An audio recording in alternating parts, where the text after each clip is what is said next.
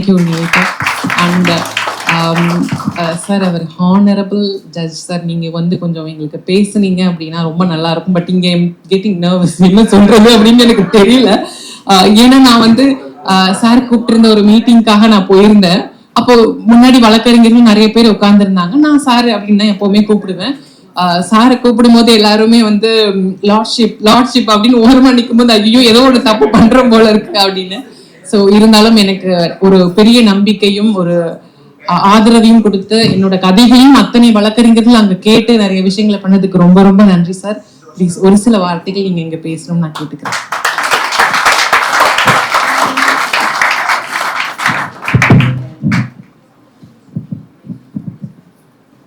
ஒரு ஜட்ஜு மேல மைக்கை கொடுக்கறது கொஞ்சம் ரிஸ்கான வேலை. அவ்வளவு சீக்கிரம் நான் மைக்கை திருப்பி கொடுக்க மாட்டேன், அதான் கஷ்டம். நான் இங்க வந்தது பேசுறதுக்கு தான், அதனால நான் பேசிதான் ஆகணும். மேகா வந்து கூப்பிட்ட போது இது என்ன ப்ரோக்ராமு, என்ன ஃபங்க்ஷன், எதுவுமே நான் கேட்கவே இல்லை அவங்கள்ட்ட. காரணம் ஒண்ணே ஒண்ணுதான், நான் இளம் வழக்கறிஞர்களை கூப்பிட்டு அவங்க கிட்ட பேசணும், அவங்க இருக்கிற நிலையை புரிஞ்சுக்கணும், அவங்களுக்கு என்ன உதவிகள் தேவைப்படுதுன்னு தெரிஞ்சுக்கணும். இந்த காலத்துல இருக்கிற இளைஞர்களுடைய மனோநிலை என்னன்றதை தெரிஞ்சுக்கணும் ஒரு ஜட்ஜான்னு தான் நான் அந்த கூட்டத்துக்கு ஏற்பாடு செஞ்ச போது நான் ஒரே ஒரு ரிக்வஸ்ட் தான் வச்சேன் அவங்கள்ட்ட, நேஹாட்டு, நீங்க கொஞ்சம் வந்தீங்கன்னா நல்லா இருக்கு. ஏன்னா எல்லாரும் நல்ல பேக்ரவுண்ட்ல இருந்தா வராங்க, ஆனா எதையோ பார்த்து பயந்துகிட்டே இருக்காங்க வாழ்க்கையில. அதனால அடி வாங்கியே மேல வந்து இன்னைக்கு அச்சீவ் பண்ணி நிக்கிற ஒரு ஆளை நம்ம கூப்பிட்டாதான் அவங்க பேசினதான் அது சரியா வரும்னு சொல்லி நேஹா அவனை கூப்பிட்டேன். நேஹா வந்து என்னை ஏன் கூப்பிடுறீங்க, நான் என்ன பேசணும் ஒன்றும் கேட்கவே இல்லை. அவங்க வந்துடுறேன்னாங்க, வந்தாங்க, பேசினாங்க. அது ஒரு பெரிய டேர்னிங் பாயிண்ட் ஆயிடுச்சு. அதனால நான் கூப்பிட்ட போது நேஹா ஏன் நான் வரணும்னு கேட்காததுனால, நேஹா என்ற சகோதரி கூப்பிடும் போது நான் ஏன் வரணும்னு நான் கேட்கல.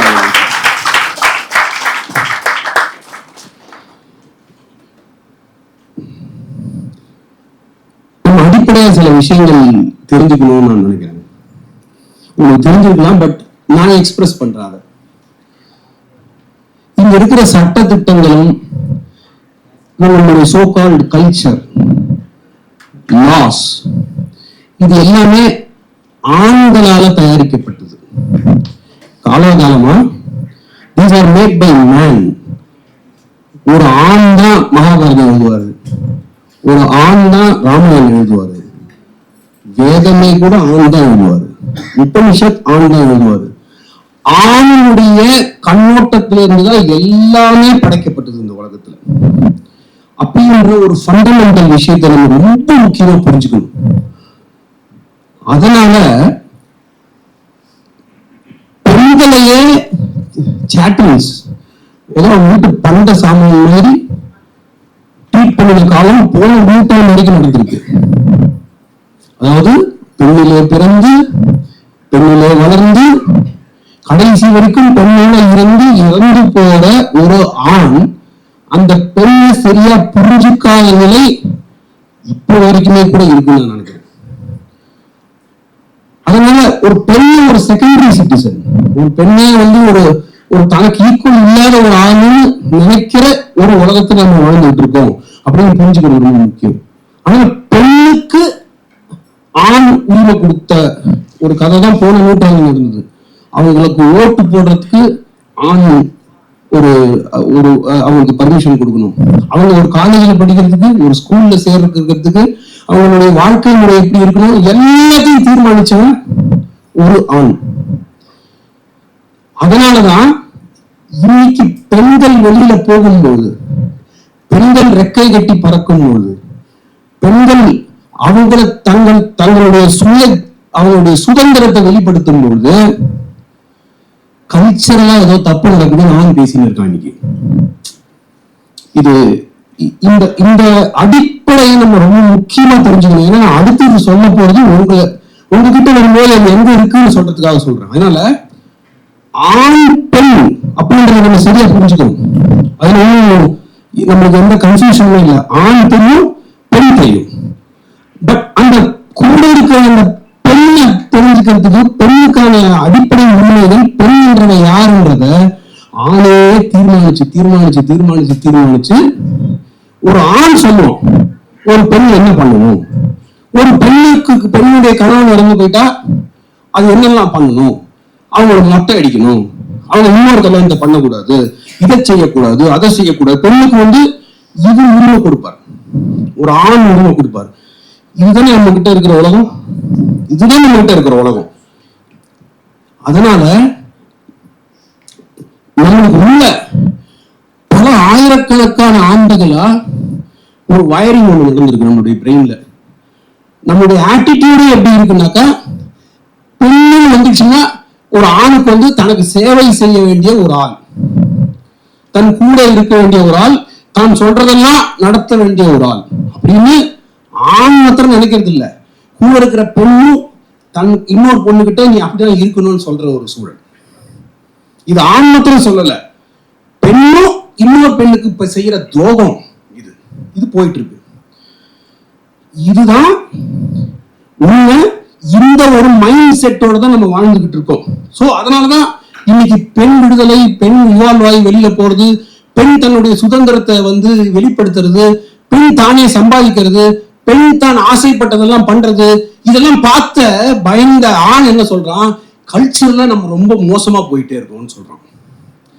அவனால அதை புரிஞ்சுக்கவே முடியல. ஏன் புரிஞ்சுக்க முடியலன்னா, நம்மளுக்குள்ள இருக்கிற அணுல இருந்து, நம்மளுக்குள்ள இருக்கிற பிரெயின் வயரிங்ல இருந்து எல்லாமே பெண்ணை நமக்கு சமமா பார்க்கறதுக்கான ஒரு சூழலே ஏற்படல. பல பல பல பல நூற்றாண்டுகளா இப்பதான் மெதுவா அது வருது. அப்போ இந்த உலகத்துல அட்லீஸ்ட் நம்ம நாட்டுல பெண்ணையே இன்னும் சரியா புரிஞ்சுக்கல. சரிங்களா? இப்போ இந்த கம்யூனிட்டிக்கு வரும்.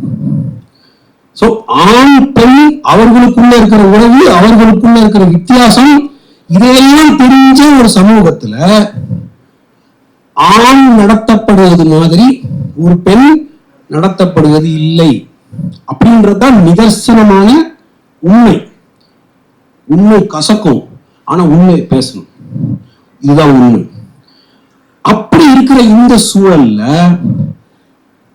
ஒரு ஆணின் உடலில் சிறைப்பட்டு கிடக்கும் ஒரு பெண், ஒரு பெண்ணின் உடலில் சிறைப்பட்டு கிடக்கும் ஆண், ஒரு பெண்ணால் ஈர்க்கப்படும் இன்னொரு பெண், ஒரு ஆணால் ஈர்க்கப்படும் இன்னொரு ஆண் அப்படிங்கிறது இன்னுமே வித்தியாசப்படுது.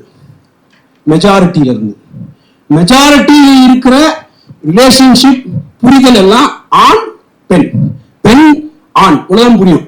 ஆனா இதுக்குள்ள இந்த வேரியேஷன் எல்லாம் வர ஆரம்பிக்குது. அப்போ அந்த மெஜாரிட்டியில் இருக்கிறவன் என்ன யோசிக்கிறான், இது ஏதோ பைத்தியம் போல இருக்கு, இது ஏதோ மூளை குழம்பி போன பைத்தியம். இந்த நாள் வரைக்கும் என்ன சொல்றாங்க, ஒரு பெரிய கிரௌடு இது மாதிரி எல்லாரையும் தூண்டுதான்,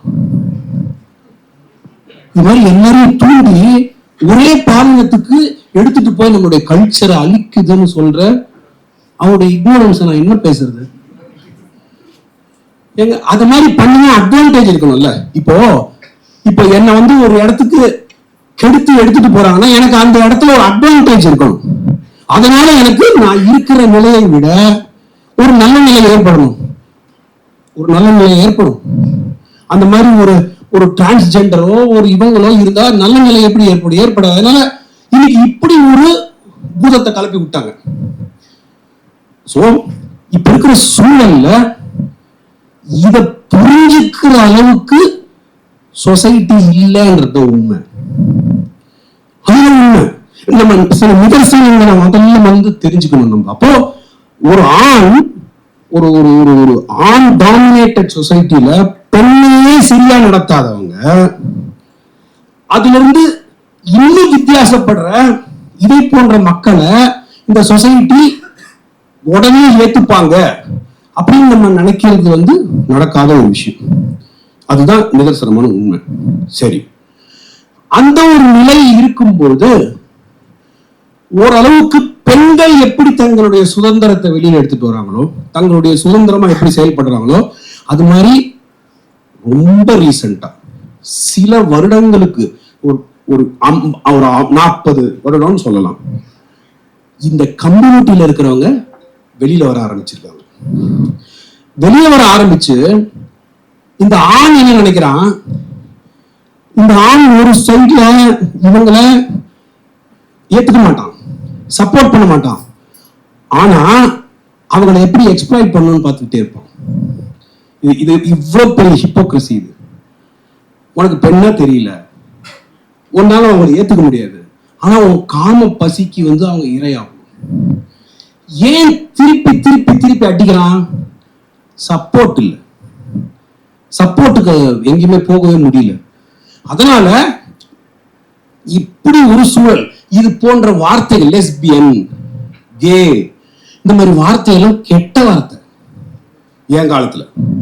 அந்த மாதிரிலாம் சொன்னாக்கா நம்ம பக்கத்து என்ன பேசுற அப்படின்னு. அப்போ ஒரு வார்த்தையே கெட்ட வார்த்தைன்னா எங்க ரிலேஷன்ஷிப்பை போய் நம்ம புரிஞ்சுக்கிறது? அப்படிப்பட்ட ஒரு காலகட்டத்திலிருந்து வளர்ந்த ஆள் நான்.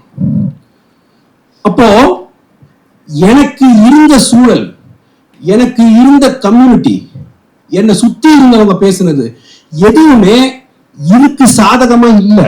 இந்த கம்யூனிட்டியில இருக்கிறவங்களை புரிஞ்சுக்கிறதுக்கான எந்த விதமான சூழலுமே இல்லை. இல்லைன்னும் போது நான் எப்படி இதை புரிஞ்சுப்பேன்? இந்த கம்யூனிட்டியை இதுவும் சரியில்லை போல் இருக்கு. இது அதாவது நம்ம ஒரு அழுக்கு ரிஜெக்ட் பண்றோம்ல, அழுக்காயிடுச்சு. ஒரு ஆண் பெண் தான் இருக்க முடியும், இதை மீறி வேற எதுவும் இருக்க முடியாது. அப்படி எதனா இருந்தாலும் ஏதோ தப்புன்னு தூக்கி போட்டுறோம்ல, அதை பத்தி யோசிக்க மாட்டோம். அதுக்கு ஒரு உயிர் இருக்கு, அதுக்கு ஒரு ஒரு ஒரு உள்ளுக்குள்ள ஏதோ நடக்குது, அதை பத்தி நம்ம எதுவும் கேரே பண்ணாம அந்த மாதிரி ஒரு சூழல்ல தான் மெதுவா இந்த கம்யூனிட்டி நாங்க இருக்கோன்னு ஓப்பனா பிரகடனம் பண்ண ஆரம்பிச்சிருக்காங்க. அது நடக்க ஆரம்பிச்சிருக்கு. ஆனா அப்படி பண்ணும்பொழுது அதை புரிஞ்சுக்கிறதுக்கோ அதை ஏத்துக்கிறதுக்கோ ஒரு சொசைட்டி தயாராயிருக்கா அப்படின்னு சொன்னா இல்ல. எவ்வளவு பெரிய ஒரு சேலஞ்ச் பாருங்க. சட்டம் சொல்லலாம், ஆர்டிகல் 14 சொல்லலாம், ஆர்டிகல் 15 சொல்லலாம், ஆர்டிகல் 21 சொல்லலாம், அதெல்லாம் இருக்கு, சட்டத்துல இருக்கு. ஆனா சொசைட்டி இந்த உரிமையெல்லாம் உனக்கு இருக்கா? நான் இப்படி இருக்கிறதுக்கான உங்களை எதுவும் உதவியே பண்ணுவானா, உபத்திரவம் பண்ணாம இருக்கா? இல்ல, சொசைட்டி எக்ஸ்ப்ளாய்ட் பண்ணிக்கிட்டே இருக்கு இதை கண்டினியூஸா. இதுதான் இருக்கிற சூழல். இப்போ சட்டத்துறையிலேயோ இல்ல ஒரு நீதிபதியாகவோ மேல போய் உட்கார்றவன் வானத்திலேருந்து குதிச்சவன் இல்ல, இந்த சொசைட்டில இருந்து வந்தவன் தான். ரொம்ப முக்கியமா நம்ம யோசிக்கணும். அது வந்து அரசியல் சேர்ந்தவங்களா இருந்தாலும் சரி, இல்ல போலீஸை சேர்ந்தவங்களா இருந்தாலும் சரி, இல்ல இந்த நீதித்துறையை சேர்ந்தவங்களா இருந்தாலும் சரி, யாரால இருந்தாலும் இவங்க எல்லாம் எங்கேருந்து வந்தாங்க? இவங்க எல்லாரும் இதே சொசைட்டில இருந்து வந்தாங்க. அதனால மெஜாரிட்டி சொசைட்டி இத பத்தி என்ன யோசிக்குதோ அதுதான் அனுபவம்